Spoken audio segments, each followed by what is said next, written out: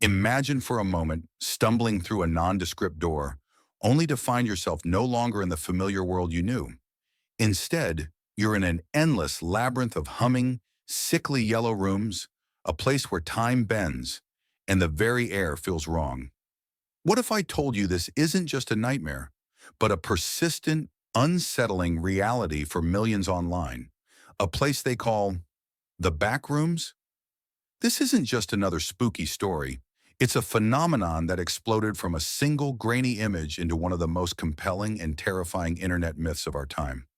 It begs the question, what primal fear does this bizarre concept tap into, and why has it resonated so deeply with so many? To understand the true terror of the Backrooms, we need to go back to its abrupt, almost accidental birth. It wasn't meticulously crafted by a horror writer. It emerged from the digital ether, shared on 4chan's Checks Paranormal board in May of 2019. The post was simple. If you're not careful and you no-clip out of reality in the wrong areas, you'll end up in the Backrooms, where it's nothing but the joint smell of moist carpet, the madness of mono yellow, and the endless background noise of fluorescent lights at maximum hum buzz, and approximately 600 million square miles of randomly segmented empty rooms to be trapped in. God save you if you hear something wandering around nearby, because it sure as hell has heard you. Accompanying this stark text was an image, not of a monster, not of a haunted house, but of something far more insidious. A low-resolution, slightly distorted photograph of an empty, disquietingly familiar office space. Fluorescent lights glowed sickly yellow on pale walls. Stains marred the slightly textured beige carpet. It looked like a place forgotten by time, an interstitial space, a glitch in the matrix of reality. This single image, combined with that chilling paragraph, was all it took. Overnight, it seized the collective imagination of the internet. People weren't just intrigued. They felt an immediate, visceral connection to the feeling it evoked. It was the uncanny valley of architecture, a space so bland, so generic, that it became profoundly unsettling. The concept of no clipping out of reality introduced a terrifying vulnerability. The idea that our world, our perceived solidity, could simply cease to be, leaving us stranded in a forgotten dimension. The ambiguity was its greatest weapon. There was no clear threat, no jump scare, just an overwhelming sense of wrongness, of being utterly alone in an impossible place. But the terror didn't stop there. As the concept went viral, the internet, in its unpredictable way, began to build upon it. What started as one level, the infamous Level Zero, soon spawned an entire sprawling and terrifying architecture. Soon wanderers weren't just in the mono-yellow rooms. They were discovering Level 1, a dark, industrial space with concrete floors and pipes. The hum of machinery replaced by the incessant drip of water. Then came Level 2, tight, dimly lit tunnels, claustrophobic and echoing with unseen footsteps.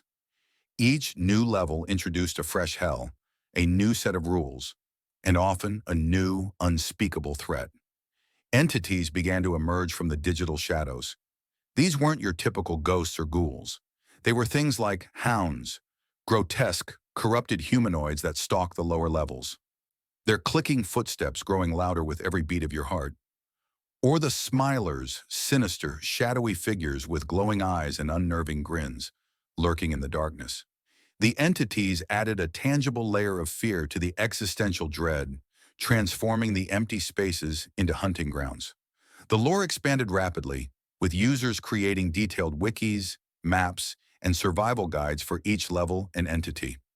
It became a collaborative horror project on a global scale. People developed theories on how to escape, what supplies to bring, and how to identify safe zones. The lines between fiction and a collective, shared reality began to blur.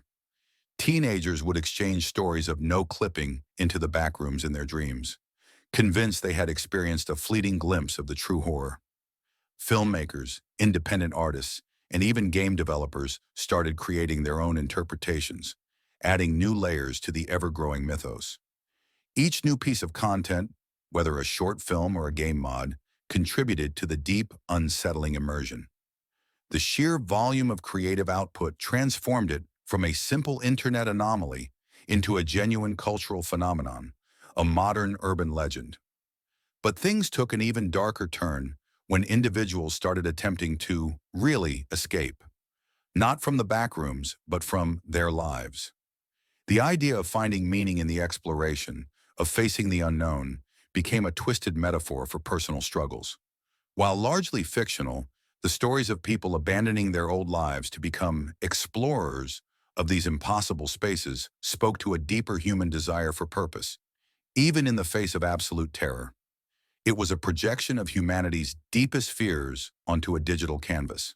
The climax of the Backrooms' impact wasn't a single event, but the pervasive realization that it had transcended its origins.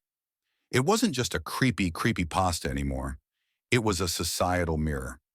What truly set the Backrooms apart was its power to evoke a specific, deeply uncomfortable emotion: kenopsia. Kenopsia is the eerie, forlorn atmosphere of a place that is usually bustling with people, but is now abandoned and quiet. An empty school, a deserted amusement park, or in this case, seemingly endless office floors built for a workforce that never arrived. This feeling, amplified by the idea of being utterly and completely alone, of existing for an eternity in a space designed for human interaction but devoid of it, is what terrifies people the most. It taps into our fear of isolation, of insignificance, and of losing our place in a coherent reality. The climax in a Backrooms narrative is rarely a jump scare. It's the dawning realization of the unending, incomprehensible scale of your predicament, the slow, agonizing descent into madness as the buzzing hum of the fluorescent lights becomes the only companion in your eternal yellow prison. What they discovered next wasn't a monster, but the monstrous truth of scale, that the horror wasn't in what was there, but in what wasn't. To this day, the Backrooms continues to evolve, a living, breathing internet myth. It stands as a testament to the power of collective storytelling and the human mind's capacity to find terror in the mundane. It's an exercise in liminality, the spaces in between, the thresholds, the forgotten corners of our reality that suddenly become terrifyingly prominent. It asks, what if the fabric of our existence is thinner than we believe, and just beyond the familiar lies an infinite, humming void? We may never truly no-clip out of reality, but the Backrooms remains, a stark reminder of the unsettling possibilities that lurk just beneath the surface of our perception. If you want to explore more internet mysteries that blur the lines between fiction and reality, the next video dives into the strange phenomenon of the smiling man and the urban legend that inspired it. You might just find yourself looking over your shoulder a little more often.